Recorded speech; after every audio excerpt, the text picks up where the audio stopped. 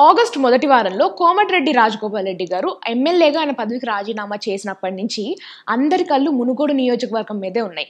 TRS, BJP రెండు పార్టీలు కూడా అక్కడ గెలవడానికి సామధాన భేద దండోపాయాలు ప్రయోగిస్తున్నారు. అయితే రాజగోపాల్ రెడ్డి గారికి పెరుగుతున్న పాపులారిటీ వల్ల టీఆర్ఎస్ చిక్కుల్లో పడుతోంది. అసలు అక్కడ ఏం జరుగుతోంది తెలుసుకుందాం. I'm Neha Ramarao and you are watching Tom Tom bus. By the way, అసలు మునుగోడు బైపోల్స్ ఏంటి, అవి రాబోతున్న రోజుల్లో తెలంగాణ రాజకీయాల్లో ఎటువంటి పాత్ర పోషించబోతున్నాయన్న విషయం తెలియాలి అంటే ఈ టాపిక్ మీద మేము ఆల్రెడీ ఒక వీడియో చేసేసి ఉన్నాము. దాని లింక్ డిస్క్రిప్షన్లో ఉంటుంది. ఒక పక్క టీఆర్ఎస్ పరిస్థితి ఇలా ఉంటే కాంగ్రెస్ కూడా తన అభ్యర్థిగా పాల్వై శ్రవంతి గారిని బరిలోకి దింపి తన సొంత క్యాంపెయిన్ స్టార్ట్ చేసింది. అయితే ఆ నియోజకవర్గంలో బీజేపీయే గెలుస్తుంది అని బీజేపీ నేతలు చాలా నమ్మకంగా ఉన్నారు.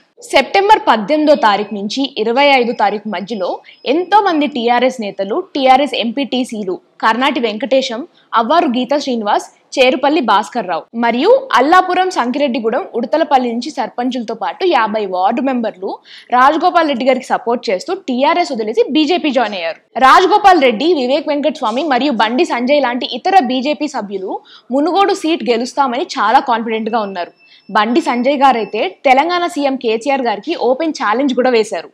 స్వామి కూడా ఈ బైపోల్ వన్ సైడెడ్ ఎలక్షన్ అవుతుంది అని, బీజేపీ 50,000 ఓట్లు గెలుస్తుందని చెప్పారు. అంతకుముందు కారు సారు 16 అన్నాడు. నేను చెప్పిన కారు సారు ఇక రారు.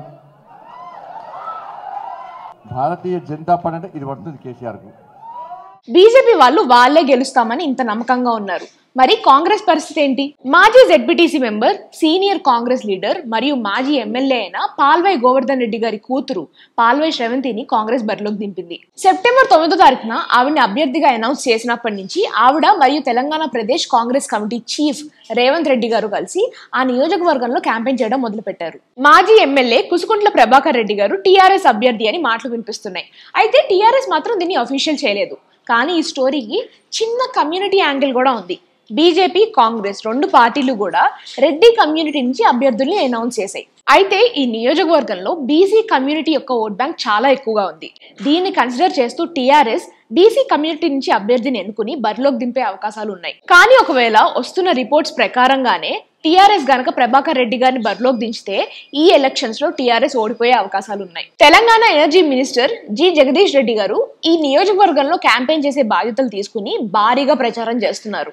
అయితే మాజీ ఎంపీ బోరా నరసయ్య గౌడ్ ని క్యాండిడేట్ గా ఎంపిక చేసుకుంటారు అనే మాటలు కూడా వినిపిస్తున్నాయి. ఇక పరిస్థితులన్నీ చూసుకుంటే రాజగోపాల్ రెడ్డి గారు బీజేపీ తరపున నుంచోవడం బీజేపీకి గెలిచే ఛాన్సెస్ పెంచుతుంది అనే చెప్పుకోవాలి. బీజేపీ కనుక ఈసారి గెలిస్తే ఇది బీజేపీకి వరుసగా 3వ గెలుపు అవుతుంది. కానీ ఇదంతా టీఆర్ఎస్ ఎటువంటి క్యాండిడేట్ ని సెలెక్ట్ చేసుకుంటుంది అన్న దానిపై ఆధారపడి ఉంటుంది. ఈ బైపోల్స్ పరిస్థితి ఏంటో వెయిట్ చేసి చూడాల్సిందే. నెక్స్ట్ వీడియోలో మళ్ళీ కలుద్దాం. ఈలోపు మీరు లైక్, షేర్ అండ్ సబ్స్క్రైబ్ చేయండి.